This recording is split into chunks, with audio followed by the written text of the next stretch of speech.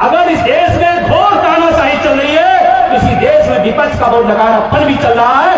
और दोनों दौर में सबसे ज्यादा जरूरत फिर बुद्धिजीवियों की हो जाती है कि बुद्धिजीवी अपना कमान संभालो, अपना हाथ उठाओ, अपनी आवाज उठाओ और खुद अपनी लड़ाई लड़ो। और हम तैयार हैं लड़ने के लिए। तैयार है, तैयार है।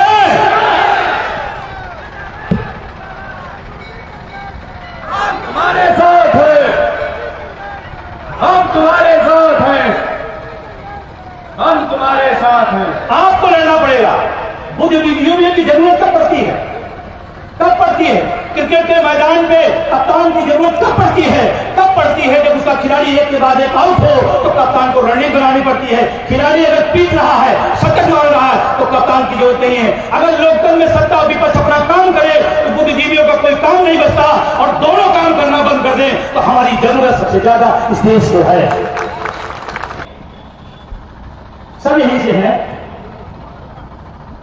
अब तो सरकार इजराइल भेज रही है। मुझे कल खबर पढ़ने को मिला कि केंद्र सरकार इजराइल में रोजगार मिल रहा तो यहां के बेरोजगारों को इजराइल भेज रहा है।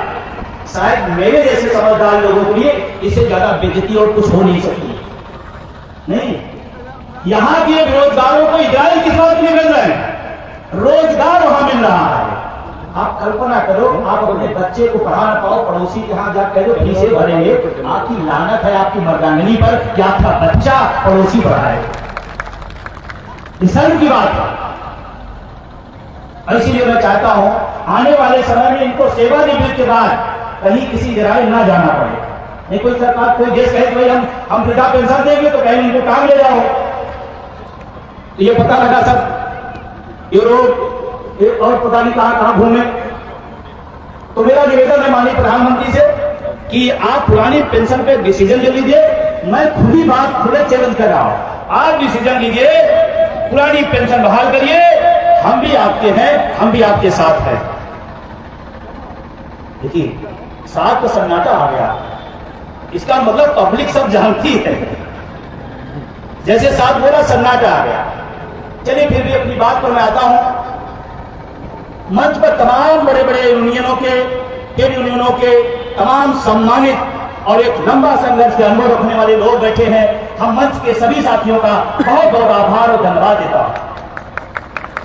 मैं सौभाग्यशाली हूं कि आज एक किताब मुझे मिली जिसकी मुझे खोज थी और वो खोज बनारस में पूरी हो गई। बीके सिंह जी का मैं बहुत शुक्रिया अदा करता हूं। ढूंढ रहा था किताब कब मिल जाए, अब बहुत अच्छा लगे। मैं आपको विश्वास दिलाता हूं इस किताब की बदौलत इस आंदोलन को मैं 10 गुना और ले जाऊंगा आगे। तो मैं ढूंढ रहा था भारत में ट्रेड यूनियन आंदोलन के 100 वर्ष, मैं 4 रहा था कुछ चीजें और मिले और आज आपने पूरा कर दिया। मैं बहुत शुक्रिया अदा करता हूं। एक और साथी ने हमारे बहुत पुराने साथी हैं कुंवरजीत इलाहाबादी, उन्होंने इसको तो देख कर समझ ही गए होंगे, नहीं समझ पाए। जिसने आपको सब दिया और आप उसको ताली भी नहीं दे सकते हैं, जिसने सब कुछ दिया, यही वो पेटिका है जिसके दम पर हम यहां खड़े होकर बोल रहे हैं और आप वहां बैठ के सुन रहे हैं इसी पोथी की वजह से।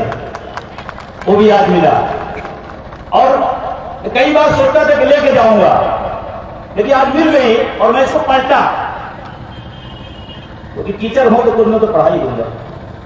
अनुच्छेद 21 पे साफ साफ लिखा है, अनुच्छेद 21 पर साफ साफ लिखा है किसी व्यक्ति को उसके प्राण दैहिक स्वतंत्रता विधि द्वारा स्थापित प्रक्रिया से वंचित किया जा सकता है, अन्यथा नहीं।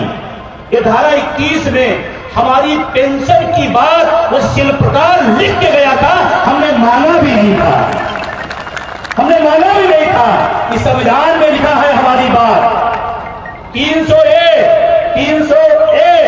में जाइएगा, उसमें पेंशन का डिफाइन किया गया है कि पेंशन कोई कानूनी अधिकार नहीं है बल्कि ये मौलिक अधिकार के अंतर्गत ये हमारे लिए आया। और कहा गया सरकारें नहीं जा सकती, लेकिन दुर्भाग्य देखिए इसमें जो कहा गया उसको हटा दिया गया। और आपको एक जानकारी है बताऊं, इस संविधान में नेताओं की पेंशन कहीं नहीं है। हमें पूरा पढ़ा है कि एक आध लाइन तो आधा सब तो एक आध सब तो आ जाता, एक लाइन नहीं लिखा है कि नेताओं की पेंशन मिले किसको मिल रही है? अब बोल नहीं रहे, क्या मामला? खाना नहीं खा के आए क्या? देखिए, ये राजनेताओं का मंच नहीं है कि मन की बात कहते जाओ, सुनो किसी की ना। मैं चाहता हूं आप अपनी तरफ से भी आवाज लगाया करिए, किसको मिल रही है? नेताओं को।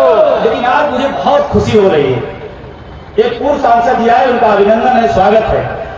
इस आंदोलन की ताकत मैं देख रहा हूं। जब मैं शुरू में नेताओं पे सवाल उठाता था तो नेता हमसे लड़ता था, आज नेता कह रहा है नेता को पेंशन क्यों मिल रही है? ये कितनी बड़ी जीत है, कितनी बड़ी जीत है कि जो पा रहा है इस जन आंदोलन के आगे तो कह रहा है गलत है।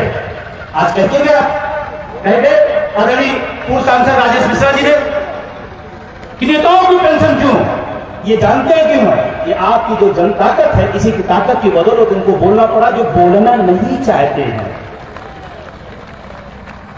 जो बोलना नहीं चाहते हैं, ये उसकी बदौलत बोल रहे हैं। आज एक और बड़ा कमाल की चीज है, ट्रेड यूनियन का पहला जो इतिहास हमारे उसमें आ गए ना, ट्रेड यूनियन लाला लाजपत राय जी ने जब पहली बार इस भारत के अंदर ट्रेड यूनियनों का शुरुआत करते हैं, उनका जन्मदिन है 29 जनवरी, यानी कि ट्रेड यूनियन के इतिहास का यह बहुत शानदार दिन है जब हम आप बैठे हुए। मैं उन्हें नमन करता हूं, प्रणाम करता हूं। और आज जो ट्रेड यूनियन का इतिहास जो स्वर्णिम रहा है, आज कहीं से मंदीप हो गया है, थोड़ा ठहर से गया है, ये बात को रिकॉर्ड करने में कोई दिक्कत तो नहीं? आप लोग बोलिए। ट्रेड यूनियन एक समय कहा जाता था, कोई लाल सलाम बोल जाता था तो सरकारें डरने लगती थी, आज नारे के बाद भी सुन नहीं रहे लोग। लाल सलाम बोल जाते थे तो होगा कि कुछ होने वाला। लाल सलाम किसी पार्टी का नहीं है सिंबल, लाल सलाम किसी एक के नाम पैसे भी नहीं है। लाल सलाम मतलब क्रांति इंकलाब का जिंदाबाद है, उसको बोलते हैं लाल सलाम। पेटेंट नहीं है लाल सलाम की, ट्रेड यूनियन में कम्युनिस्टों का पेटेंट है, जैसे आजकल राम का पेटेंट हो गया है। हम तो उस गांव से आते हैं जहां लोग मिलते ही मान कहते राम राम भैया। हमारी संस्कृति रही है, हमारी सभ्यता रही है, और उनको लाए, फिर भी मैं धन्यवाद देता हूं। राम को भी लाइए, परंतु ओपीएस भी लाइए, ओपीएस भी लाइए। दिल्ली के रामलीला मैदान में हमसे किसी पत्रकार ने पूछा, वहां तो अयोध्या में होने वाला, आप डर क्यों आ रहे हैं? हम तो वहां जाने की तैयारी के लिए इधर आए हैं, क्योंकि जब माल पानी रहेगा तभी प्रसाद में माला चढ़ेगा। जब माल पानी नहीं रहेगा, अच्छा अपना अपने गांव में चेक करो, जिनके पास पैसा है वो चारों धाम जा रहा है, और जिनके पैसा नहीं है उसका घर ही चारों धाम है। सही है नहीं सही है? तो ये जितने भी लोग बैठे हैं, इनको माल पानी मतलब ओपीएस, ये भी जाएंगे, हम भी जाएंगे, सब जाएंगे। अपनी भूमिका भी तैयार है, मैं बताऊंगा अभी आपकी भूमिका। और अभी सांसद जी ने कहा था कि आप मांगो नहीं, छीनो, और हम सब ने कई बार छीना है। एक राज्य में था पेंशन, पश्चिम बंगाल में, 5 राज्यों में हमने छीनी है, यह हमारी ताकत है। बहुत सारी बातें इसी 3 ध्रुव में हम करेंगे। चुनाव 5 राज्यों के परिणाम आए, पांडे जी, मनोज पांडे सर, 5 राज्यों के परिणाम आए।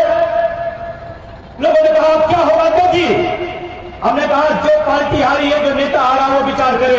हमारा मुद्दा जीता है, हमारा मुद्दा जीता है। 230 सीटों में मध्य प्रदेश में 199 सीटों पर ओपीएस जीती है। राजस्थान में 199 सीटों पर 174 सीटों पर ओपीएस जीती है। हम जीते हैं, पार्टी और नेता हारे, वो अपना जाने। गलत तो नहीं कह रहा, आप हार नहीं हो, ये दिमाग सटा देना। कुछ लोग आप कहेंगे अरे कुछ नहीं हो सकता, तो जब ये कहेंगे कुछ नहीं हो सकता तो उनसे पूछना, इसी देश में भगत सिंह पैदा हुए थे, इसी देश में चंद्रशेखर पैदा हुए, जो नहीं हो सकता था वो हुआ या नहीं हुआ? हुआ या नहीं हुआ? हुआ।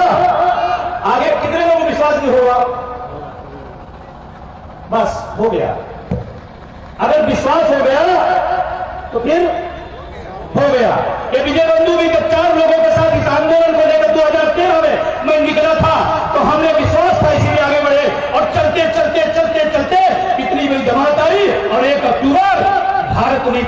दुनिया के इतिहास का आपने वो पन्ना दर्ज किया कि दुनिया के इतिहास का। लोग कहते सरकार दबाव नहीं होगी, मैं मानता हूं तमाम मुद्दों पर सरकार दबाव नहीं होगी, लेकिन मेरे मुद्दे पर सरकार दबाव है। ये बात मैं तर्क के साथ होशो-हवास में कह रहा हूं। अगर दबाव न होते तो कमेटी न बनती, दबाव न होते तो संशोधन की रोज बात नहीं होती। इसका मतलब दबाव अभी थोड़ा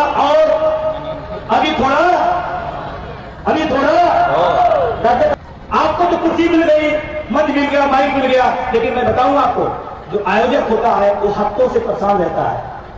हफ्तों से हमारे बीएलडब्ल्यू के तमाम सारे नेता कर्मचारी नेता है, हफ्तों से परेशान रहते हैं, तो आपको व्यवस्था दे पाते हैं। उस पूरे आयोजन मंडल को मैं शुक्रिया देता हूं, धन्यवाद देता हूं, जो भी जहां जैसे जिस लेवल में अपना काम किया, उसको शुक्रिया।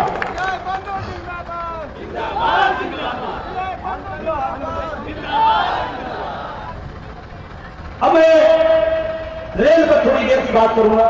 रेल से कितने लोग हैं? रेल से, अरे वाह भाई, आज तो पूरा रेल ही रेल भरा है भाई, रेल की ही पूरी भीड़ है आज भाई, कमाल है। एक बार हाथ करिए, भारतीय रेल जिंदाबाद, भारतीय रेल जिंदाबाद।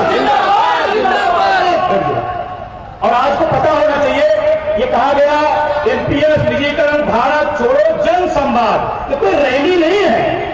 अगर रैली होती तो दिल्ली से ज्यादा यहां भर देते हो। ये तो जनसंवाद है। ये तो अभी शुरुआत करना था बनारस से कि जनसंवाद करना है। जनसंवाद में अगर सैलाब है तो जब रैली होगी तो क्या होगा? ये जनसंवाद की शुरुआत है। आज पहले यहां जनसंवाद का मतलब समझिए, हमें अपने इस आंदोलन को शिक्षकों कर्मचारियों के बाहर विस्तारीकरण करना है। हमें और तमाम समूहों को भी जोड़ना है। जैसे आज स्टूडेंट फेडरेशन से, स्टूडेंट यूनियन से हमारे इलाहाबाद से हमारे साथी आए, प्रोफेसर साहब आए, तमाम ट्रेड यूनियन के लोग के अलावा भी मजदूर, किसान, छात्र, सारे लोग आए। ये आज शुरुआत की जा रही है। अब आपको जाना है, कुछ काम बताऊंगा। हम भी प्रधानमंत्री जी कुछ सीख रहे हैं। प्रधानमंत्री जी अपना काम कभी नहीं बताते, तुम्ही को काम बता देते। जाओ लगो, थाली में जाओ, ताली लाओ, दीप जलाओ, ये करो। अरे आप प्रधानमंत्री, आप बताओ आप क्या करोगे? आप ही को अपना बताओ। पिछले 10 साल का हिसाब प्रधानमंत्री देश की जनता आपसे जानना चाहती है।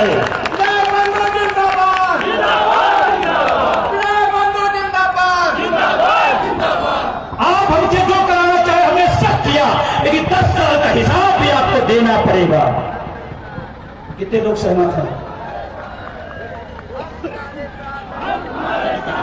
देना पड़ेगा। अगर आज आप 24 में नारा लगा रहे हैं मोदी की गारंटी, तो 2014 में 2 करोड़ की गारंटी किसकी थी? किसकी थी?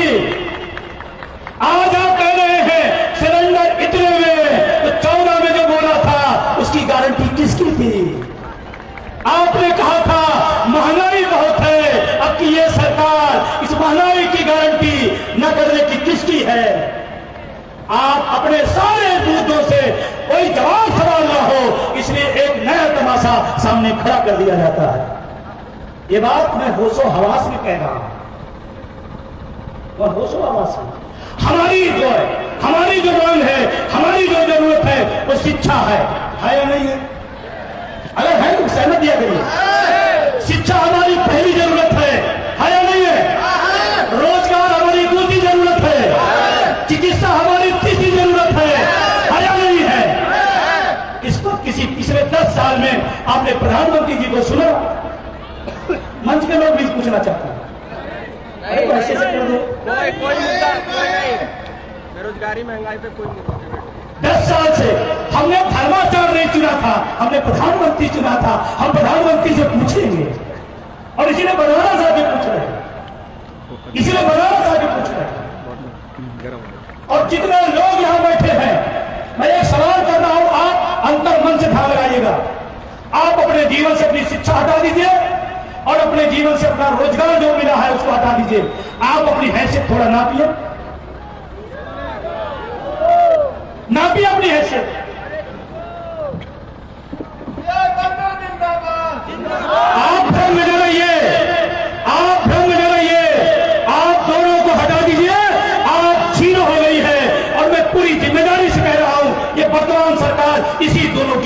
है, दोनों खत्म कर रही है, दोनों खत्म कर रही है। आप लोगों ने प्रधानमंत्री से सवाल ना पूछा था, क्यों भाई? हम प्रधान से सवाल पूछते हैं तो प्रधानमंत्री से क्यों नहीं पूछेंगे? अगर प्रधान को चुनते हैं, उससे सवाल पूछते हैं, तो प्रधानमंत्री से क्यों सवाल नहीं पूछेंगे? पूछना चाहिए।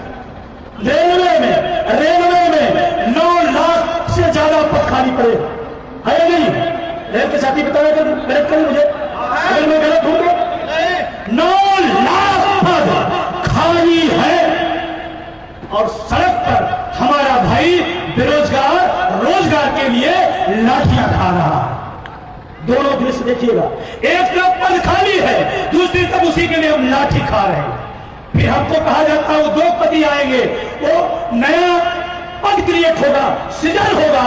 मैं सृजन नहीं चाहता हूं, 2 पद हमारे खाली है, उसी को भर दो। जो पद खाली है उसी को भर दो। और आपसे ऐसी सवाल को तार्किक जोड़ रहा हूं, बनारस के लोगों को बताना यहां कितनी विधानसभा है सीट? 8। कोई खाली है? लोकसभा सीट कितनी है? वो खाली है। रेलवे में आगे चले जाओ, पद खाली है। विधायक और सांसद का पद खाली नहीं रहेगा, लेकिन हमारा पद खाली है। उसके लिए समय लगता है, क्योंकि मैं इलाहाबाद यूनिवर्सिटी का छात्र हूं, पॉलिटिकल साइंस कर रहा हूं। मैं पूछना चाहता हूं, विधानसभा लोकसभा 6 महीने के अंदर अंदर भरना ही पड़ेगा।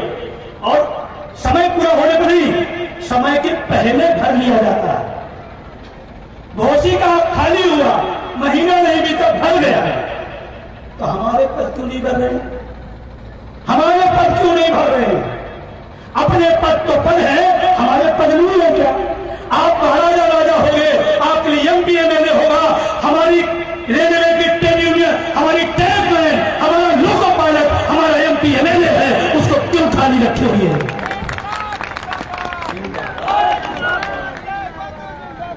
जिंदाबाद जिंदाबाद। हम मोदी के खिलाफ नहीं है, हम भाजपा के खिलाफ नहीं है, इस बात को आप समझिए। मैं बैंक में कह रहा हूं, मैं मोदी के खिलाफ नहीं हूं, मैं भाजपा के खिलाफ नहीं हूं, लेकिन भाजपा और मोदी हमारे मुद्दे के खिलाफ है या नहीं? अभी कल मैं आ रहा था, वो साथी है क्या जो ट्रेन में मिले थे लोको पायलट जौनपुर से, जौनपुर में बिल्कुल ये लोको पायलट मिले हमको ट्रेन में, ये हमको पहचान गए। मैं बैठा था, ये पहचान गए, अरे सर विजय बंधु नमस्ते नमस्ते। हम कहां जा रहे हैं? अरे सर क्या मजाक कर रहे हैं, कल आप उपस्थित है, वहीं सभा में जा रहे हैं। तो समय भी मिल गया, तो हमने कहा थोड़ा दर्द जाने, तो हमने कहा लोको पायलट, क्या लोको पायलट लोग कितने हैं? अरे वाह भाई, बहुत बड़ी संख्या है। लोको पायलट है, इनकी ड्यूटी 12 घंटा 18 घंटा होगी। एक्स्ट्रा टाइम जो मिलता था वो बंद हो गया। अगर सिग्नल से थोड़ी दूर भी चीप गाड़ी चली गई तो नौकरी खत्म हो जाएगी। ये बात मुझे कल पता चली, मुझे नहीं पता था।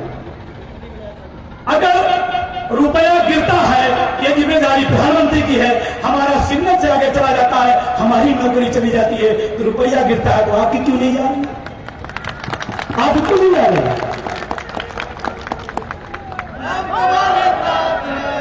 और मैं कहना चाहता हूं, इनकी नौकरी और इनकी विशेष ध्यान दो, क्योंकि लाखों लोगों, हजारों लोगों को ले जाते हैं। अगर इन्हें नींद पूरी नहीं मिलेगी, अगर इन्हें सुविधा अच्छी नहीं मिलेगी, तो हमारे देश का जो नागरिक उस पर बैठा वो असुरक्षित है। इनकी ड्यूटियां कम की जाए, इन्हें कम और ज्यादा रेस्ट देने की व्यवस्था की जाए। ये लोको पायलटों की तरफ से डिमांड होनी चाहिए, और मैं कर रहा हूं। ये अकेले जीवन नहीं है उनका, क्योंकि हजारों लोग उसमें बैठे हैं, हजारों इस देश के नौजवान से बैठा है जो भारत का भविष्य है। इन्हें नींद आ जाएगी, उस ट्रेन का क्या हाल होगा? मैं कहना चाहता हूं, बहुत दर्द है। कल मैंने पहली बार लोको पायलट के दर्द को नदी से जाना, बहुत पीड़ा है। और मैं आपकी इस लड़ाई में, आप बोल पाओ न बोल पाओ, मैं आपकी बात बोलूंगा, मैं आपकी बात बोलूंगा।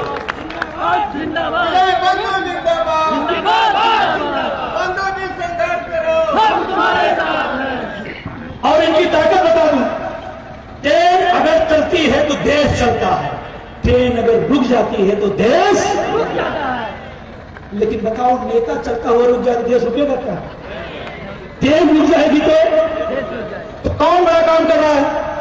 देश के लिए कौन काम कर रहा है? देश के लिए कौन काम कर रहा है? इस देश का सबसे ज्यादा ट्रैक मैन हमारे राकेश जी लखनऊ से आई है, ट्रैक मैन बेचारे हैं। बेचारा इसलिए कह रहा हूं, रेलवे की बहुत छोटी यूनिट की नौकरी है, कम वेतन होगी है, और जो ट्रैक पे जब काम करते हैं और जो आंकड़े आ रहे हैं, रोज दुर्भाग्यपूर्ण कहीं न कहीं घटना दुर्घटना होती है, जिन्हें सबसे ज्यादा सफर बेचारे करते हैं। ये देश के लिए मरते हैं, इनको पेंशन नहीं चाहिए, एसी में बैठे हुए को 4-4 पेंशन चाहिए।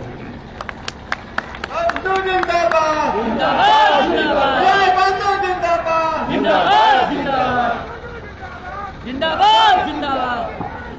एक नई लाइन आपको देके जा रहा हूं, एक नई लाइन देके। अभी इतने सालों में देश में दल जीते हैं, लेकिन देश हारा है कि दल लोग अपनी दलदल जिता रहे हैं, देश को हरा दे रहे हैं। हारा नहीं हारा? बताओ, मैं बताऊं कैसे हारा? दल जीत रहे हैं, देश हार रहा। हमारी बात को ध्यान सुनिए, दल जीत रहे हैं, देश। जानते क्यों कह रहा हूं बात? क्योंकि यही वो जगह है जहां की घटना सुन के संसार हो जाता है आदमी। वो बीएचयू की घटना है, पीड़ा देती है। वो मेरी बहन हो, आपकी बहन हो, हमारी माँ हो, आपकी माँ हो, आपकी बहन बेटियां हमारी हो, वो पीड़ा देता है। बीएचयू में जो घटना घटी बहुत दुखद है, मैं कड़ी निंदा करता हूं। और इससे ज्यादा महिलाओं का अपमान और क्या हो सकता है? प्रधानमंत्री के क्षेत्र में। और मजे की बात देखें, वो घटना होने के बाद वो लड़के जाके मध्य प्रदेश में मोदी की गारंटी बांट रहे थे। 2 महीना जाके मोदी की गारंटी मध्य प्रदेश में। वो कौन सी गारंटी जो आप यहां करके गए थे? सोच के देखो आप। और मीडिया के भाइयों को तो बहुत बहुत शुक्रिया। कोई है इधर क्या? कोई नहीं है, कोई नहीं है इधर, नहीं है। क्योंकि बादशाह ने कहा है, जिधर ज्यादा लोग हो, हक की बात करें, उधर ना जाना। और मीडिया के लोगों को भी मैं कहना चाहता हूं, आप हमारा साथ छोड़ दिए हो, जिस दिन हम आपका साथ छोड़ दो, आप बेरोजगार हो जाओगे।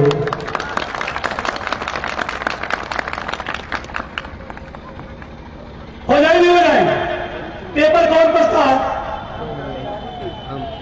सबसे ज्यादा पेपर कर्मचारियों के हाथ है, सबसे ज्यादा वही पढ़ता है, सबसे ज्यादा टीवी वही देखता है, सबसे ज्यादा वही खरीदता है। आप सोचो, अगर आप हमारे मुद्दे को अपने में जगह नहीं दोगे, तो हम भी आपको अपने घर में जगह देने वाले। ये बात थोड़ी अटपटी लगेगी कि यार विजय बंधु टैग से उतर गए, टैग मैन की बात करते करते। मैं उतना नहीं हूं, मैं सच कह रहा हूं। अगले पांडे जी, मैं सच कह रहा हूं, इस देश को नेताओं ने, दलों ने जितना नुकसान पहुंचाया है, उससे ज्यादा 100 गुना इस देश की मीडिया ने इसको नुकसान पहुंचाया है।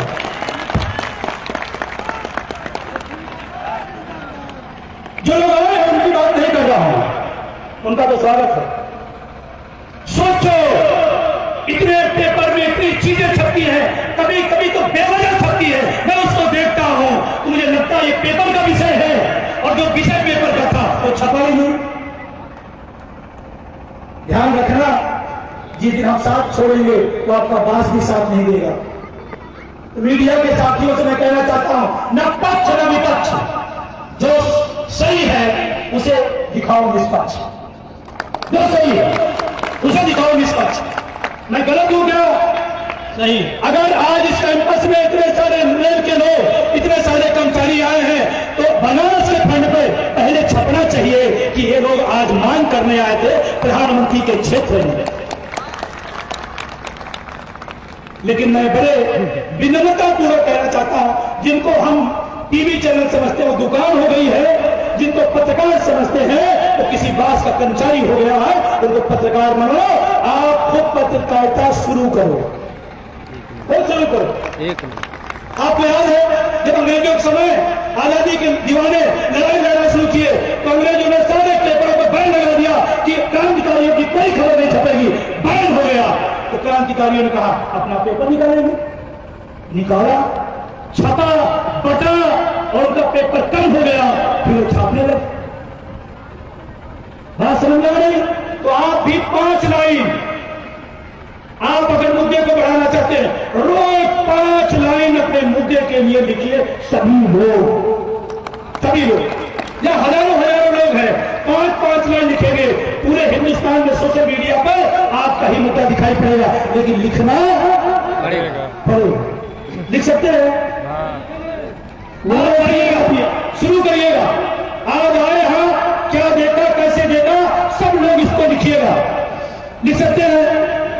अरे भैया पढ़े लिखे हैं ना, हमारी सभा में कोई अनपढ़ नहीं होता, ये मेरे सौभाग्य है।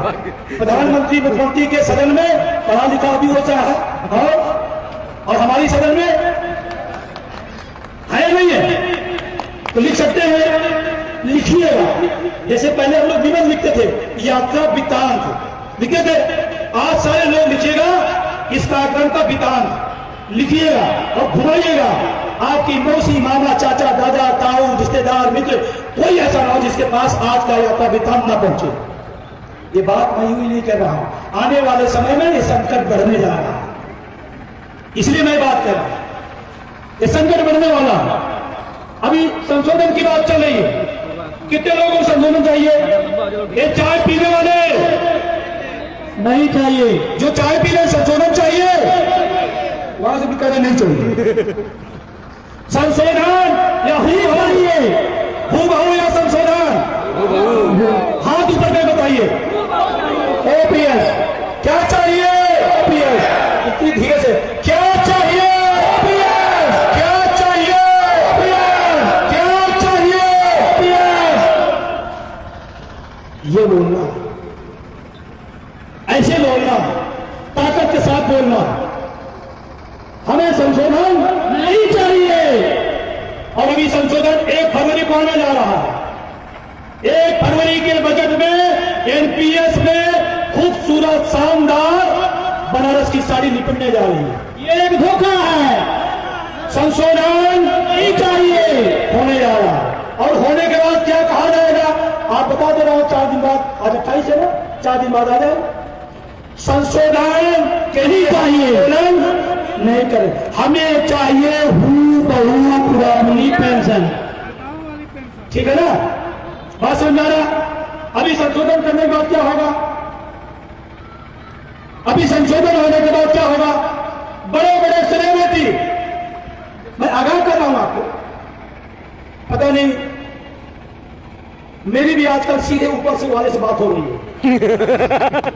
सीधे बात होती है। तो उन्होंने कहा कि विजय बंधु सचेत हो जाओ, आपका आंदोलन खत्म होने वाला है। हमके बताओ प्रभु, कहा संशोधन को मैं भी बयान देने आऊंगा कि बहुत अच्छी है, लेकिन अपने लोगों को धीरे से समझा देना, इसको मानेंगे नहीं। पुरानी पेंशन चाहिए, ठीक है? फिर कौन आएंगे? फिर कौन आएंगे? इस देश के क्रिकेट के भगवान सचिन तेंदुलकर पहले मानता था, अब तो मैं नहीं मानता। क्यों? एक भारत रत्न, हमारा भारत रत्न किसी चीज का विज्ञापन करता है, इससे ज्यादा दुखद क्या हो सकता है? नहीं समझा रही? हमारा भारत रत्न किसी कंपनी का प्रचार करता है, अरे कितना पैसा चाहिए भाई, कितना चाहिए? हो सकता है उसी का पहला नाम है कि एनपीएस में सुधार बहुत शानदार है, क्रिकेट का भगवान। मैं बता रहा हूं, तो आपसे लोग कहेंगे जब सचिन ने कह दिया, अरे सचिन को एनपीएस करो मिल रही है, उनको तो ओपीएस मिल रही है, वो तो पहले ही कहेंगे। सचिन को एनपीएस से क्या लेना देना? फिर बॉलीवुड के शहंशाह आएंगे, वो शहंशाह ने कह दिया, उसको भी मिलती है ओपीएस, उसको कहा एनपीएस का मामला है, वो भी इलाहाबाद से सांसद थे, उनको भी ओपीएस मिल रही है, वो एनपीएस बताने आए। हमें किसी के भ्रम में नहीं आना है। अर्थशास्त्री आएंगे, पत्रकार आएंगे, सब एक ही नाम लगाएंगे, बढ़िया हो गया, बढ़िया हो गया, बढ़िया हो गया। हम मैं कहता हूं, राष्ट्रीय अध्यक्ष, एनपीएस डस्टबिन है, डस्टबिन है, डस्टबिन है, हमें कोई सुधार नहीं चाहिए। NPS go back, Go back, go back, NPS go back, go back, go back. अच्छा बताइए, डस्टबिन में पीला पीला रंग बना दिया जाए, उसको क्या बोलेंगे? लाल लाल रंग लगा दिया जाए, क्या बोलेंगे? शानदार हीरे जड़ित उस पर कोई कपड़ा लगा दिया जाए, क्या बोलेंगे? ये डस्टबिन है, कहे 40% मिलेगा। अरे हम कहते 40% उसमें मिलेगा, 50% ओपीएस में देने में क्या दिक्कत है? ओपीएस में 85% को ओपीएस देने में क्या दिक्कत है? राजेंद्र पाल जी, अरे राजेंद्र पाल जी बहुत ही शानदार हमारे महारथी हैं, और जब जब इनसे मेरी बात होती है एक ही बात, अब तक डीएलडब्ल्यू कहा रहे हैं। अरे उनके कितने डीएलडब्ल्यू कराओगे भैया? ये बेचारे लगे रहते किसी तरह से लोग जागे, किसी तरह से आगे बढ़े मामला। तो हमें डस्टबिन नहीं चाहिए, 1 तारीख को तैयार रहिएगा। जैसे संशोधन आएगा सोशल मीडिया पर सक्रिय हो जाइएगा। एनपीएस डस्टबिन है, मुझे नहीं चाहिए, हमें हूबहू पुरानी पेंशन चाहिए। पुरानी पेंशन बहाल करो, पुरानी पेंशन बहाल करो, हमें चाहिए पुरानी पेंशन। और कुछ लोग आपके बीच से ही लोग आएंगे, वो पता नहीं क्या बोलते, मान्यता प्राप्त। मैं आज तक समझ नहीं पाया, हमने आज तक नहीं समझ मान्यता प्राप्त होता क्या। सही बता रहा, अब इसको पढ़ूंगा तो हो सकता है कुछ समझ में आ जाए। क्या आजादी की लड़ाई लड़ने के लिए अंग्रेजों ने भगत सिंह को मान्यता प्राप्त किया था? चंद्रशेखर आजाद को मान्यता दिया था? अरे मान्यता दे दी होते हम आजाद नहीं होते, उनको तो शुक्र बनाइए तो मान्यता प्राप्त नहीं थे। मान्यता प्राप्त, जिंदाबाद। बहुत समझने के बाद एक बात समझ में आई कि पुरानी पेंशन खत्म कराने की मान्यता शायद आप ही के पास है, शायद आप ही के पास है। दोनों ट्रेड यूनियन के लोगों का अधिकार कर रहा हूं, एनपीएस की कमेटी में थे और दोनों लोगों ने सिग्नेचर किया है, दोनों लोगों ने सिग्नेचर किया। मुर्दाबाद मुर्दाबाद मुर्दाबाद मुर्दाबाद।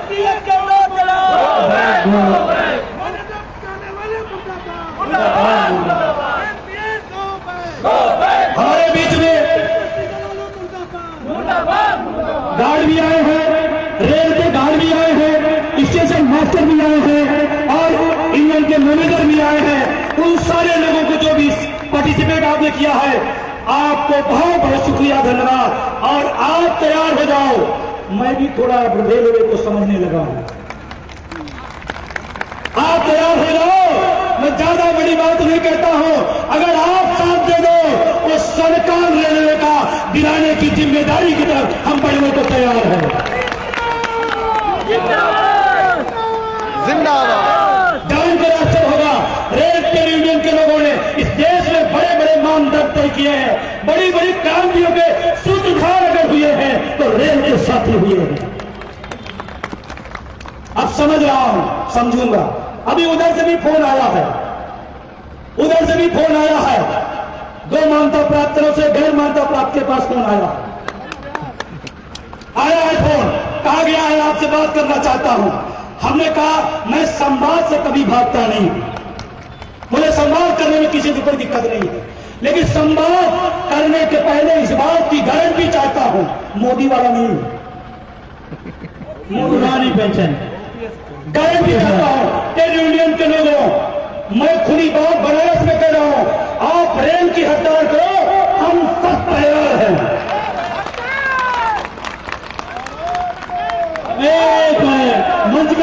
मंच का भी समर्थन चाहता हूं, तैयार है?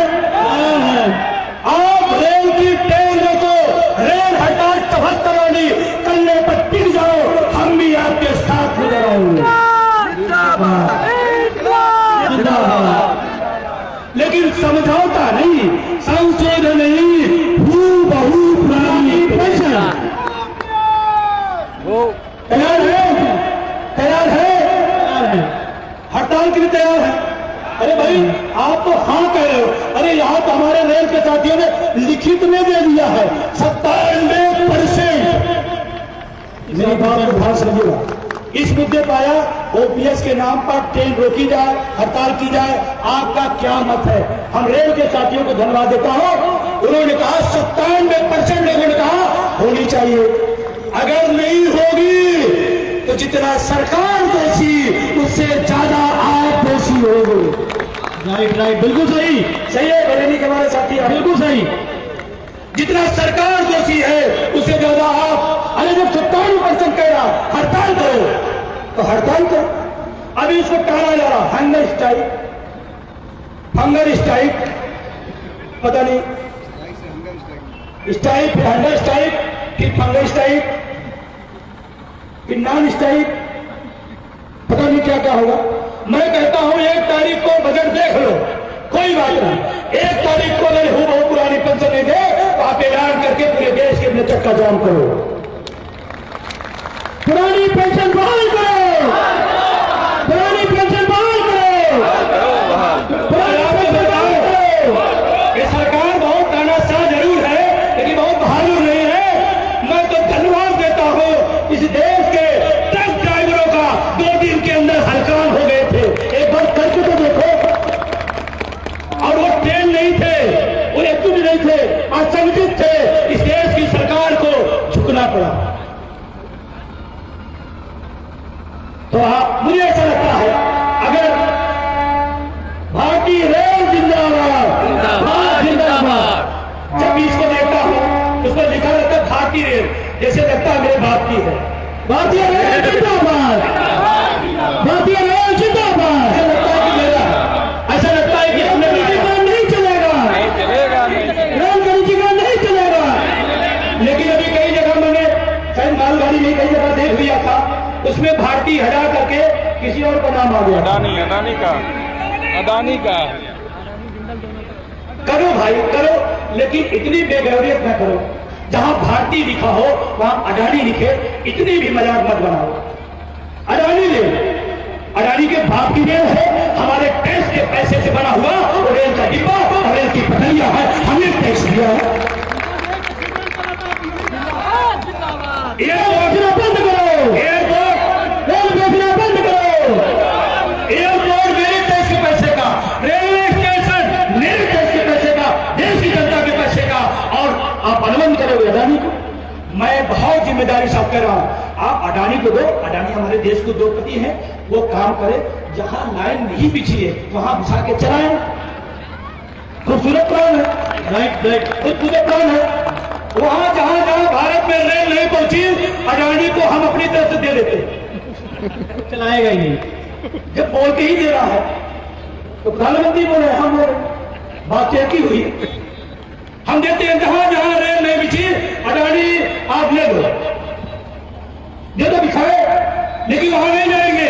वहां क्योंकि 2 साल 4 साल 5 साल का प्रोजेक्ट होगा, स्टेशन होगा, पटरिया होगा, इंजन होगा, डिब्बा होगा, कर्मचारी, वहां नहीं जाए। जहां बिछी है वहीं लेके कमाई करेंगे।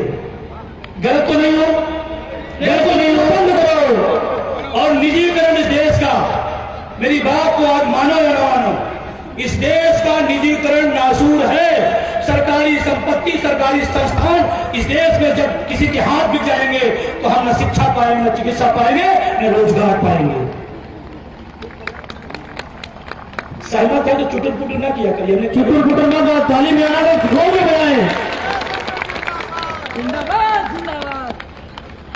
मैं इसके खिलाफ हूं और डंके की चोट पे कह रहा हूं, बनारस में आप कह रहा हूं, भारतीय रेल भारतीय रहने दो, अडानी रेल मत बनाओ। आने वाले समय में ये सबसे बड़ा विनाश हो।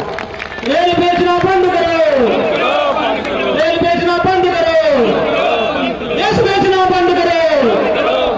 हमारे ऑडियंस फैक्ट्री के भी कुछ लोग आए हैं, ऑडियंस फैक्ट्री वाले मजबूत असलाह तैयार करते हैं, मजबूत टैंक तैयार करते हैं। वहां पर सरकारी व्यवस्था को ठप करके अभी 12 जनवरी को मैं कलकत्ता गया था, जो एशिया की सबसे पहली ऑडियंस फैक्ट्री कलकत्ता के अंदर आई। 200 वर्ष से ज्यादा हो गया। उन्होंने कहा 14,000 कर्मचारी होता था, आज 3,500 कर्मचारी है। सोच के देखो हम किधर जा रहे हैं। हमारा सवाल है और मुद्दों पर सवाल है, हम सवाल करेंगे। एनआई के लोग आए होंगे, उसे होंगे, बैठे होंगे, और ध्यान रख, एनआई वाला ज्यादा तेज ताली बजाता है जिसे आप समझ ना पाओ कि ये दूसरा है। और वो कहता है यहां से निकलेगा, अरे विजय बंधु आपने तो कमाल कर दिया, क्या गजब का तर्क दिया, क्या गजब की बात समझाई, हमारे भी समझ में आ गई। हमको रिपोर्ट लगाना, हम क्या लगाए, हम कभी समझ में आए लगा। तो कहता सर वो तो मजबूरी में ड्यूटी करने आए थे। सर बताए हम तो आप ही के साथ हैं, आप ही के साथ में। अभी दिल्ली रैली जब दिल्ली में हुई, तमाम लोग रोक लिया गया, पुलिस वालों ने रोका, हमारे पास संदेश आया कि सर पुलिस वाले रोक रहे हैं, अब हम क्या करें? हमने कहा एक नारा लगाओ, पुलिस वालों की पेंशन बहाल करो, बहाल करो। पुलिस वालों के नीचे अब पहला आदमी हमारे बारे में बोला, पुलिस वाले बारे में कोई नहीं बोलता। या पुलिस के साथी खड़े हैं क्या? कुछ लोग साथी हैं क्या? कहता आज तक हमको समाज ने गालियां दिया, धन्यवाद इस आंदोलन का, वो मेरी बात कर रहा, जाओ जाओ जाओ, पुरानी पेंशन बहाल करो, बहाल करो, बहाल पुरानी पेंशन बहाल करो, करो, बहाल करो। और एक नई गाइडलाइन आपको दे रहा, आप इस पर विश्वास रखना तो आप समझे आप पेंशन 110% आएगी। अभी हम 60% हो गए हैं, हो गए लगभग। और जो ओपीएस में भी हमारा साथ दे रहे हैं, बहुत सारे कितने लोग जो ओपीएस में होते हुए हमारे बीच आए हैं, ओपीएस में रहते हुए भी हमारे बीच में आए हैं। इनका जोरदार स्वागत होना चाहिए, जोरदार अभिनंदन होना। पीछे वाले तालियां नहीं बजा रहे हैं, दोनों हाथ से तालियां, हाथ से। इनको पेंशन मिल रही है, फिर भी आपकी लड़ाई में पसीना बहा रहे हैं। जिनको नहीं मिले तमाम लोग घरों में बैठे हैं। सोच के देखो इनकी सोच कितनी बेहतरीन है, कितनी शानदार। तो मैं कह रहा हूं 60% हो गए, आने वाले टाइम में हम लगभग 100% हो जाएंगे। कितना हो जाएंगे? 100%। और ये ट्रेन वाले हड़ताल करें तो स्वागत है, नहीं करें तो हम बता दे रहे हैं कैसे होगी हड़ताल। प्रधानमंत्री जी का खाना कौन बनाता है? सरकारी कर्मचारी प्रधानमंत्री का बनाता है। प्रधानमंत्री सुरक्षा कौन करता है? सरकारी कर्मचारी। प्रधानमंत्री की गाड़ी कौन चलाता है? सरकारी कर्मचारी। प्रधानमंत्री के सारी व्यवस्था में कौन रहता है? सरकारी कर्मचारी। मैं आपको इसको मजाक में समझो, लेकिन मैं कह रहा हूं एक दिन ऐसे आएगा प्रधानमंत्री के किचन में रहने वाला कहेगा साथ हड़ताल है, कहेगी अरे चलो ओपीएस नहीं मिलेगी, आप तो अपना ले रहे हो, हम भी रिटायर होने वाले हैं तो हमारी ओपीएस। तो आज किचन में हड़ताल है, किचन में हड़ताल होगी, प्रधानमंत्री के किचन में पेंशन पर हड़ताल होगी। ये बात मैं आज आपके बीच ऐलान कर रहा हूं, हड़ताल होगी। प्रधानमंत्री कहेंगे देखो ये तो खाना कुछ दे नहीं रहा, ड्राइवर इधर आओ, बाहर से ले आओ। ड्राइवर कहेगा इधर भी हड़ताल है, हड़ताल है, ओपीएस है। जब ड्राइवर बोल रहा है हड़ताल है तो सिक्योरिटी वाले को बुलाया जाएगा, देखो यार दिमाग खराब है साहब, हमारी तो सुरक्षा है नहीं, आपकी सुरक्षा है और हड़ताल तो आज इधर भी है। फिर कहेगा सचिव तुम आओ इधर आओ, तुम जलाओ, चलो आज कोई बात नहीं हड़ताल है तो आज तुम हम आगे की रणनीति बनाते हैं, सचिव भी हमारा आईएएस होगा। साहब कहेगा इधर भी हड़ताल है। ऐसे चारों तरफ हड़ताल होगी। प्रधानमंत्री कहेंगे अरे यार वो फाइल निकाल के लाओ, जल्दी करो, धूप बहुत तेज लग रही है। ये दौर भी आएगा, ये दौर भी आएगा। 110% इस देश में पुरानी पेंशन बहाल होगी।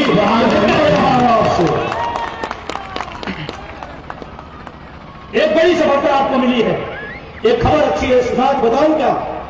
बता दूं?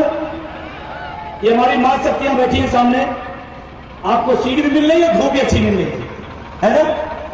हमारी मां शक्तियां इस आंदोलन की बहुत बड़ी ताकत है, बहुत बड़ी हिम्मत देती हैं।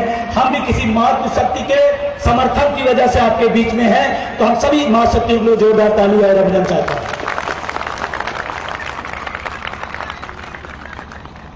अभी एक बड़ी सफलता मिली पांडे जी, एलआरसा। मैं सही बताऊं आपको, ट्रेड यूनियन में सबसे ज्यादा मोहब्बत मैं इसी संगठन को करता हूं, सबसे ज्यादा इसलिए करता हूं पहली बार जब हमारे इनके नेताओं से मुलाकात हुई, कोई शर्त नहीं, उन्होंने कहा यार विजय बंधु, जो मुद्दा हो गया था तुमने हिंदुस्तान के नक्शे पर जिंदा कर दिया, हम तुम्हारे साथ हैं। मैं एलआरसा के साथियों के बहुत शुक्रिया धन्यवाद देना चाहता हूं।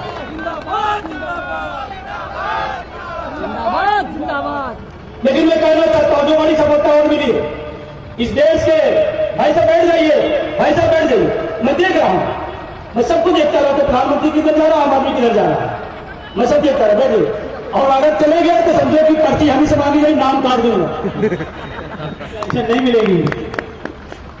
ये ध्यान रखना, पर्ची हम ही से मांगी जाए, ये पर्ची वाले बाबा जो लगाने वाले हैं।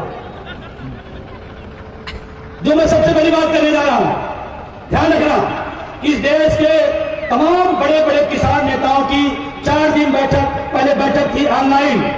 उसमें आपके प्रतिनिधि के तौर पर हमें भी आमंत्रित किया गया था। हमें भी वहां बोलने का मौका मिला। आप बताओ मैं वहां क्या करूंगा? मैं कहां जाऊं, क्या बोलूंगा? ओपीएस। क्या बोलूंगा? ओपीएस। किसान नेताओं से मैंने कहा कि अगर मेरी बात से आप सहमत हो तो हमारे मुद्दे का समर्थन करिए, नहीं सहमत है लोकतंत्र से कोई बड़ी बात नहीं। उन्होंने कहा बताइए। हमने कहा जो नौकरियों में लगाते हैं 80% किसान घर के है या नहीं? अच्छा, कितने के पिता किसान है? मेरे भी पिता किसान है। कितने लोग पिता किसान है? हमारे किसान। कोई मजदूर का बेटा होगा, कोई छोटे दुकानदार का बेटा होगा। 80% किसान के घरों के बच्चे नौकरियां करने आते हैं। अगर बच्चों को तकलीफ है, बच्चों को खतरा है, बच्चों की लड़ाई चल रही है, तो पिता के धर्म क्या बनता है? साथ देना। हम आपकी औलाद हैं, आपके हम सब वंशज हैं, आप हमारा समर्थन करिए। मुझे खुशी है किसान यूनियन ने पूरी तरह से आपके मुद्दे का समर्थन किया है। जिंदाबाद जिंदाबाद जिंदाबाद जिंदाबाद। आने वाले जो भी किसान के घोषणा पत्र बनेंगे, जो भी मांग पत्र बनेगी, उसमें आपकी पुरानी पेंशन लिखा रहेगा। ये आपको आज विश्वास दिलाता हूं और ये कह के जा रहा हूं। अब किसान भी आ गया और अगर वो एमएसपी मांगता है तो हम भी समर्थन करते हैं, हम भी समर्थन करते हैं। किसान आ गया, कर्मचारी आ गया, छात्र आ गए। किसान, नौजवान और छात्र इकट्ठा होकर इस देश की जो व्यवस्था अन्याय की बनती जा रही है या बनी हुई है, उसके खिलाफ लड़ा जाएगा। छात्र भी आ गया, एक अनपढ़ भी है, जानते हैं हल्ला बोल, युवा हल्ला बोल, पूरे देश के अंदर बेरोजगारों की लड़ाई लड़ते हैं। मैंने उनसे कहा यार निजीकरण की लड़ाई तो मैं सबसे ज्यादा चिल्लाता हूं, रोजगार दिया जाए इसका मैं समर्थन करता हूं। आप छात्र नौजवान होके ओपीएस का समर्थन करो और आप चालाक रहो। पहले कर ले, नौकरियों के आने के पहले जो नौकरी की तैयारी कर रहा है पेंशन की बात कर ले, वो भी सहमत हो गए, वो भी तैयार हो गए। लड़ाई एक बड़ी दिशा की बढ़ रही है। क्या ये दिशा सही है? सही है। मैं नौकरी कर रहा हूं, मेरे भाई बेरोजगार क्यों घूमे? क्यों घूमे भाई? आने वाली पीढ़ी क्यों घूमे? बात समझ में आ रही है? पीछे वाले आवाज जा रही है। हाथ मुड़े भाई, उसमें भी मैं उसी की तारीफ इसलिए करता हूं, उस किसान यूनियन को जोड़ने, बटोरने और अपने मुद्दे को ले जाने, हमें आमंत्रित कराने में इसलिए से आपका बहुत बड़ा साथ था। तो मैं बहुत शुक्रिया। तालियां, सभी लोग तालियां बजाएं एक भी हाथ। डॉक्टर कमाल हुसैन जिंदाबाद। और उसी क्रम में 16 फरवरी को किसान यूनियनों, तेल यूनियनों की तरफ से भारत बंद का आह्वान किया गया है। हम मन से आह्वान करते हैं, हम अपने शिक्षक कर्मचारी के दायरे में रहते हुए जितना समर्थन, जिस तरह का समर्थन होगा, हम आपके साथ रहेंगे। 16 फरवरी को, 16 फरवरी आप क्या करोगे? आप कहोगे मेरे पर नियमावली आती है, तो कोई बात नहीं, वो हड़ताल करेंगे, चक्का जाम करेंगे, तो पानी की, चाय की व्यवस्था हम कराएंगे। क्या दिक्कत है? जो कर सकते हैं करेंगे। अच्छा, पानी पिलाना कहां का पाप है? किसी को भूखे को खाना खिलाना कहां का पाप है? तो हम 16 फरवरी को वो लोग जहां भी जिस रूप में जैसे भी करेंगे, हम कहीं न कहीं डायरेक्ट इनडायरेक्ट हम उनके साथ खड़े हुए। भारत सरकार अभी रन भारत देश का अभियान हमारी आरटीसीएल पूरी टीम कर रही है, उसमें भी आप हाथ बताइए। ट्रेड यूनियन जितने भी लोग यहाँ बैठे हैं, run for OPS, run for OPS आज ट्यूटर ट्रेनिंग होनी है। आप लोग अपना भी करिएगा, कराइएगा, यहाँ जाने के बाद भी करते रहिएगा। ट्रेनिंग कराना है रन फॉर ओपीएस का। 4 तारीख को लखनऊ में रन फॉर ओपीएस है, पता है आपको? अभी हम पेंशन के लिए चलते थे, अब हम पेंशन के लिए दौड़ेंगे। क्या करेंगे? दौड़ेंगे। दौड़ेंगे और कहते चलते चलते जब कोई दौड़ने लगता है तो लक्ष्य मिल जाता है। तो 4 फरवरी को लखनऊ आइए, run for OPS, run for OPS. उसमें लेकिन ध्यान रखना, टी शर्ट पिंक है और सफेद पैंट है। महिलाएं हैं तो pink sari, pink suit, pink ही वहां रहेगा। पूरा लखनऊ पिंक पिंक गुलाबी शहर हो जाएगा। इसका भी एक संदेश जाएगा। और पिंक क्यों रखा गया है? क्योंकि शांतिपूर्ण क्रांति का द्योतक है पिंक, शांतिपूर्ण क्रांति। तलवार से तोप से नहीं, कलम से क्रांति, ये है पिंक की निशानी। तो ज्यादातर लोग प्रयास करिएगा, pink suit, pink sari, pink T shirt और सफेद पैंट। 4 फरवरी को लखनऊ में रन फॉर ओपीएस। कितने लोग आएंगे? पीछे वाले बनी खड़ा हुआ, पीछे वाले साथी सभी लोग बोलिए, एक बार आप लोग बोलिए रन फॉर ओपीएस। पूरा बोलिए अपनी तरफ से आप बोलिए रन फॉर।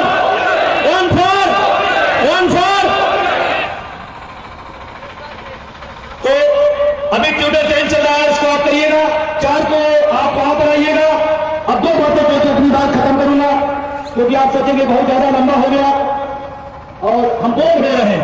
प्रोफेसर साहब गांव के आदमी हैं, कहते हम तो बोर हो गए। बोर, मेरी बात सुनिए, आप बोर हो गए।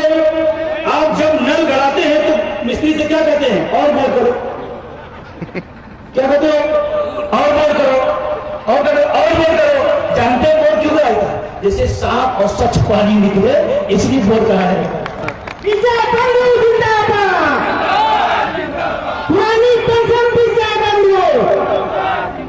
अब लास्ट बात करके अपनी बात खत्म करूंगा, क्योंकि आपको भी जाना है और हमको भी जाना है, क्योंकि हमारी ससुराल बनारस नहीं है, ये रुकना है, तो मुझे भी जाना है। आपसे लास्ट बात करते हुए, इस देश में आई है व्यवस्था अग्निवीर। कितने लोग जानते हैं? कितने लोग जानते हैं कि ये गलत है? मानते हैं गलत है? गलत है। अग्निवीर में कौन जाता है? किसान मजदूर का बेटा जाता है। और आइस क्रिकेट कंट्रोल बोर्ड के सचिव को कौन जाता है? कौन जाता है? इसलिए उसका कार्यकाल बढ़ जाएगा, इसका कार्यकाल 4 साल रहेगा। किसान मजदूर का बेटा अग्निवीर बनेगा और इनका बेटा पेंशनवीर बनेगा। ये हिंदुस्तान में अब नहीं चलेगा, नहीं चलेगा। अग्निवीर अगर आप इसका विरोध नहीं करते, इसका मतलब इस देश के 90 मेहनत कसों के खिलाफ आप हैं, क्योंकि हमारा आपका भाई जाता अग्निवीर बन 4 साल बाद निकले। सोचो जब उसको पता चलेगा लड़का अग्निवीर हो गया, एक लड़की वाला शादी करने जाएगा, बात आगे पहुंचते 2-3 साल लग जाएगा, उसके घर पहुंचेगा, बेटा मिल जाएगा, अरे आप मुझे तो शादी के लिए आया हूं, तो आप पिताजी कहाँ है? कहा वो नौकरी कर रहे हैं। फिर आप क्या करो? रिटायर हो गए। इस देश की सभ्यता और संस्कार को खत्म किया जाए। बेटा घर में रिटायर होगा और बाप, ये संस्कार पर चोट है। और सोचो, ईश्वर न करे आपका बेटा अग्निवीर हो गया, आप भी पेंशन में नहीं हो, वो भी पेंशन में नहीं होगा, फिर अग्निकांड होगा। क्या होगा? अग्निकांड होगा।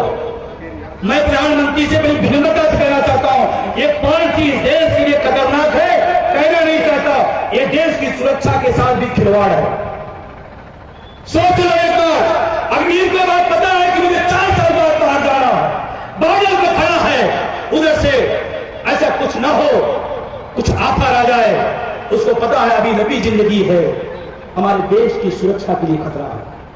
इस देश से रिटायर होकर आएगा, ट्रेनिंग पूरा लिए रहेगा, बेरोजगार होगा, उस ट्रेनिंग का नाजायज फायदा इस देश को नुकसान उठाना पड़ सकता है।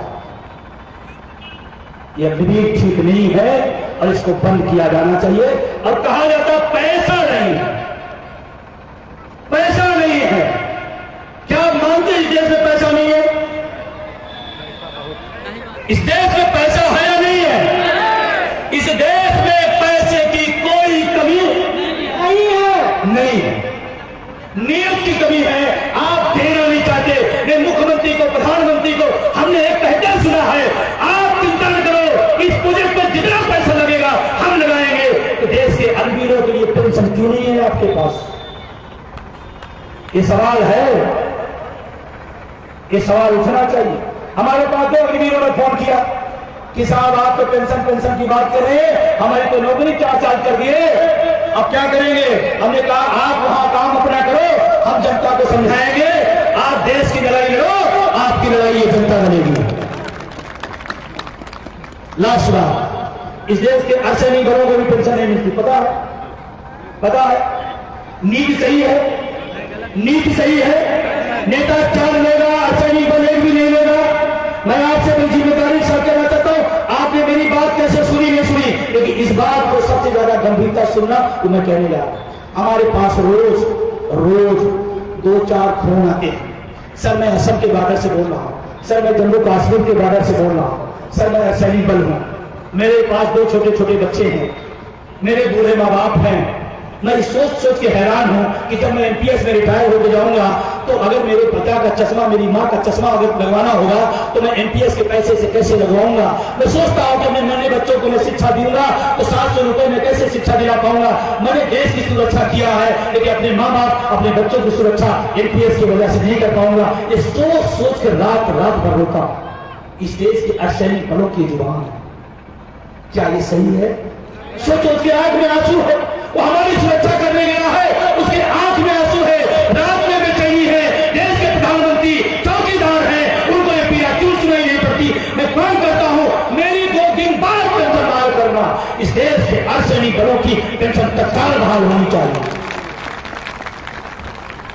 बहुत पीड़ा गया, बहुत कष्टदायी है। देश की सुरक्षा करता है, उसकी सुरक्षा हमने भूल गए। बहुत सारी बातें हैं लेकिन आपको एक काम दे करके आपसे विदा लूंगा। अभी जाइए नहीं, मेरे बाद भी सभा का संचालन समापन होगा। जैसे इतनी देर उसे 4 मिनट और है, रुके रहिएगा। उसके बाद पीछे नहीं जाना है, सबको यहां आ जाना है, इस मंच के ऐसे आगे उधर मुंह कर लेना है। जितने लोग हैं सारे लोग मंच के पास, अभी जब समापन होगा यहां आ जाइएगा। एक फोटो सेशन होगा, इसको क्यों कराता हूं मैं जानते हैं? करा लो, आज रख लीजिए। जब पेंशन बहाल हो जाएगी तो आप सीधा काम करके विभाग में जाएंगे, देखो मैंने लड़ाइयां लड़ी और पेंशन बहाल हो गई। आने वाली पीढ़ी कहेगी क्या प्रूफ है, क्योंकि एडवांस है, वो मांगेगी प्रूफ, वो कहेगी क्या प्रूफ है आपने लड़ाइयां लड़ी। तो आप कहना ये चौथी लाइन में देखो, चौथा आदमी हम ही खड़े। इतिहास का दस्तावेज बन रहा, ये मंच इतिहास का दस्तावेज बनेगा। मैं आपसे कहते हुए अपनी बात खत्म करते हुए विदा लेता हूं कि आपको नए साल की मुबारकबाद। आपको चंद्रशेखर और भगत सिंह की कुर्बानियों के लिए आपको मुबारकबाद। लेकिन शायद अब जरूरत हो गई है कि हम भी 2 कदम आगे निकले और आगे बढ़े। आपको एक काम देते हुए विदा लेता हूं, आपको 5 लाइन रोज लिखना है, लिख सकते हैं? एक आदमी को रोज इस आंदोलन में जोड़ना है, फोन से मिल करके, और एक मोहल्ले में एक आदमी के पास जाकर के आपको समझाना है ये आंदोलन पेंशन कर्मचारियों के लिए नहीं है, आपकी बेरोजगारी का भी लड़ाई लड़ी जा रही है। आप सब एक काम, 1 घंटा अगर इस आंदोलन को आपने दे दिया तो मैं कहना चाहता हूं अभी बहुत कुछ बाकी है। अभी दिल्ली रैली की बात करूं, मैं कह रहा हूं अभी दिल्ली रैली का जो नजारा देखा है, आप साथ दो, आगे का जो समीकरण हम सब कर रहे हैं, कह रहा हूं बनारस में, उसका 10 गुना भी दिल्ली में जाऊंगा। अगली बार 10 गुना आप सबका प्यार, मोहब्बत और सम्मान मिलेगा। हमारे अटेवा के तमाम जिला संयोजक में आए हैं, तमाम और पदाधिकारी आए हैं, मैं सभी का शुक्रिया अदा करता हूं। धन्यवाद देते हुए एक लाइन से अपनी बात खत्म करता हूं, एक बात से अपनी बात खत्म कर दूंगा। कि संचालक महोदय आपको विदा करेंगे, आप 2 प्रक्रिया करने के बाद जाइएगा।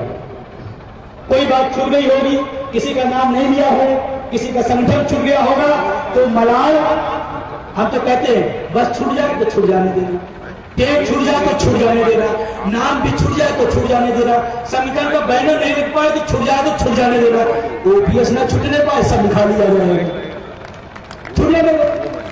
बोल रहे हमसे कहते हमारा नाम नहीं लिया, भाई नाम में क्या रखा है? ओपीएस में सब रखा है। सही है, सही है। अब लास्ट लाइन, हक और इंसाफ की हमने हिमायत की है, हक और इंसाफ की हमने हिमायत की है। यदि ये बगावत है तो हाँ हमने बगावत की है, हाँ हमने बगावत की है। बहुत बहुत धन्यवाद।